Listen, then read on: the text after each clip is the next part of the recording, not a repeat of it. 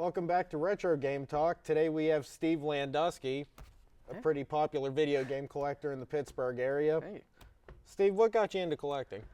A few different things. I had found a memory card for a game system I had when I was a kid, and I had two of them specifically. One was for rental games and one was for games I owned.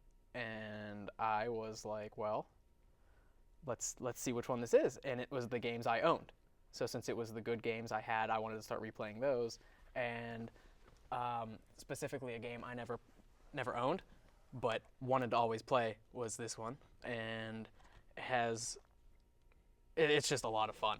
And this game is really hard to find, and it was one of the ones that I started with to begin with. And it took me a while just to find this one. And then after that, I was like, that was cool. Now let's see what other ones I can find. And then I kept looking for more and more. And then the collection just grows. And as far as value on a game like this, how much would you say something like this would be worth? Low end, around 75. 75. Yeah, low end is 75. Retail price when these games came out would be? That would have been a $60 game found primarily on clearance for $10. I was going to say, so pretty good find. Yeah, I didn't pay $10 for it, but it was still a good find nonetheless. So what's some of your more favorite items you found over time? Recently, and just in general too, my favorite things would be this beautiful Pikachu Nintendo 64 still in the box. I'm a big Pokemon fan, and the N64 is such a fantastic system that's one of the ones that I wanted. And this store display from Super Mario Bros. 2 from 1988. And I was going to say, that thing's older than me. Yes, it's older than me and in better shape than I am as well. So it's a very, very nice find. And I honestly couldn't even value that thing. Oh, very nice. Tell me a little more about the N64 you found. The 64, I actually didn't find that one. Another fellow collector of mine named Maddie, he had it. And his collection is far more impressive than mine. And he was liquidating a few things. He was selling off some stuff that he no longer needed in his collection to buy big ticket stuff that he didn't have. So that was one that came from another collector. As where it was found, I don't know.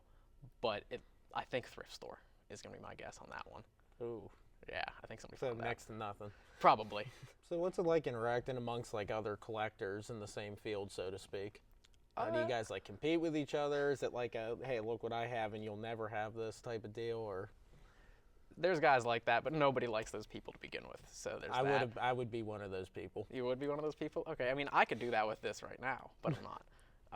There are a lot of people. Most of the people I've ever met with that are always really awesome people, and they definitely are selling stuff below retail value because they know what they would want to pay for it, so they pay what they would want. They would sell for what they want to pay for it, and good karma gets you good finds. So whenever I sell anything off, I definitely go as good as I can.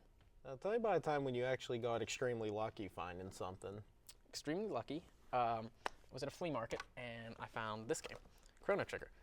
This one's a good one to find. A lot of people I know don't even have it. It has a little bit of wear and tear on it, but I found that with a system, another system, a handheld, and another game, and I let the woman name her price, and she only wanted $20, and I couldn't get my money out of my wallet fast enough. So this was my best in the wild find that I've ever had. That's all the time we have on Retro Game Talk today. I'm your host, Nate Thorne, and thanks Steve Landusky for being on the show again. Thanks for having me. Can't wait to have you back on in the future. Thank you very much.